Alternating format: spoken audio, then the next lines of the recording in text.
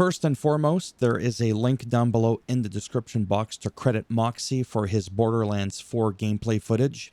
I wanted to share with you the quick takeaway from this video and what I learned from it, which is that it's going to be a really good-sized map.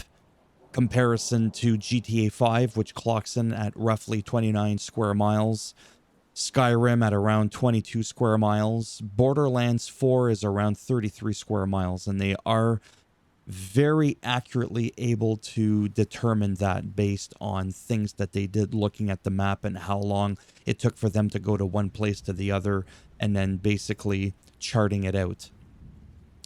The other thing I want to mention is that not only is this a big sizable world, but it's also a dynamic world that can mislead you into thinking that it's dead. So when you're roaming around, you could end up looking in the distance and wondering to yourself, oh, it doesn't look like there's much there at all. It seems dead. But then as you approach the location, all of a sudden, dynamically, a patrol will pop up out of nowhere and you'll have some enemies. Further than that, no two people, within reason of course, have the same experience in that same area. So like, for example, here, this is the spot where he was pausing here and he was here, and it didn't look like there was much going on over there. But then as he approached it, he ended up having some enemies that just popped up. But somebody else that goes to this exact same location could end up having a slightly different event occurring with the enemies. And I think that that is really, really amazing. So not only is it alive, it's big. It's not always the exact same. Other thing that is very controversial, but I'm sure we can all agree on, is when it comes to level scaling. It looks like they're doing it right in this one, whereby there's level scaling in the sense that if you're like level 10 and you go into a later zone where the enemies are like, let's say level 50, well, yeah, you're going to get your ass kicked because there's going to be some stuff that's gated behind those higher leveled areas.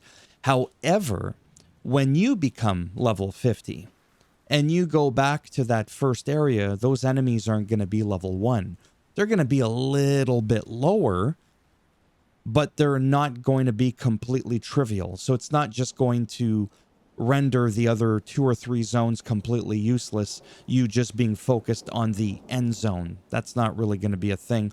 And then, of course, because this game has to do with loot, loot is still going to be basically good for your character, if you will. It's still going to be viable loot, even if you go to some of the earlier zones.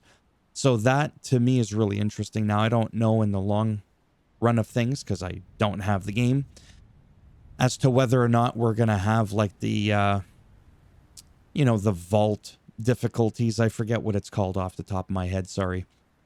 When it comes to the other Borderlands and how all that scaling is going to come into effect with loot and all that.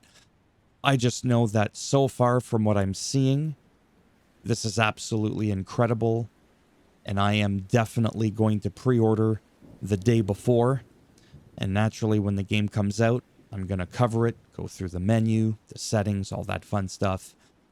And just do some random gameplay, showcase how the game is running, and then what I think of it once I've gone through the game for at least 5 to 6 hours.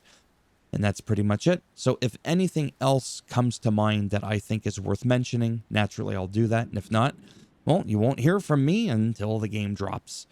Or until I make another video on another game.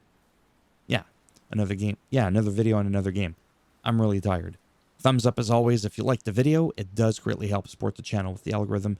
Thumbs down if you didn't like it. And I'll make sure when you play the game, you pay $150 for the Ultimate Edition, the Ultimate Super Megatron Edition. You're roaming around, there's nothing. There's no enemies. You're screwed completely. And if you want to subscribe to the channel, naturally that would be great. But if not, thanks for stopping by anyways. Take care.